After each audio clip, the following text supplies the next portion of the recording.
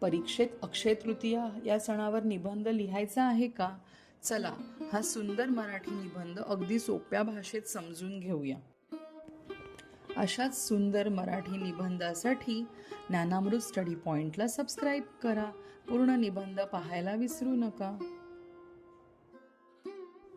अक्षय तृतीया हा हिंदू धर्मातील एक अत्यंत पवित्र आणि शुभ सण आहे.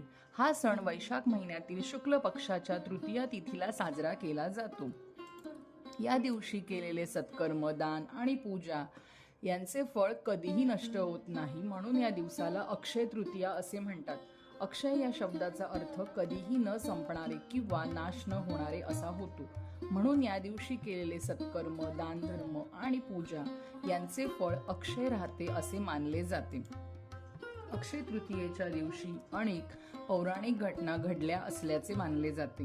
भगवान परशुराम यांचा जन्म याच दिवशी झाला असे सांगितले जाते. तसेच महर्षी वेदव्यासांनी महाभारत ग्रंथाची रचना करण्यास सुरुवात याच दिवशी केली आणि भगवान गणेशांनी ते लिहून घेतले.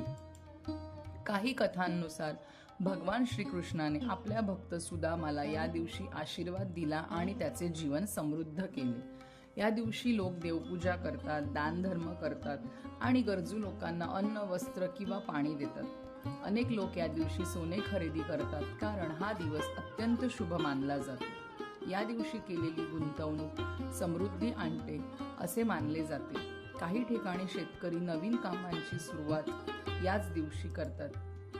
अक्षय तृतीयेच्या दिवशी अनेक ठिकाणी भगवान विष्णू आणि लक्ष्मी देवीची विशेष पूजा केली जाते. व्यापारी वर्ग नवीन व्यवहार सुरू करण्यासाठी हा दिवस शुभ मानतो. अनेक लोक या दिवशी नवीन उपक्रम, व्यवसाय किंवा महत्त्वाची कामे सुरू करतात. अक्षय तृतीया आपल्याला दान, प्रेम, सहकार्य, सद्भावना आणि सत्कर्म यांचे महत्त्व शिकवते.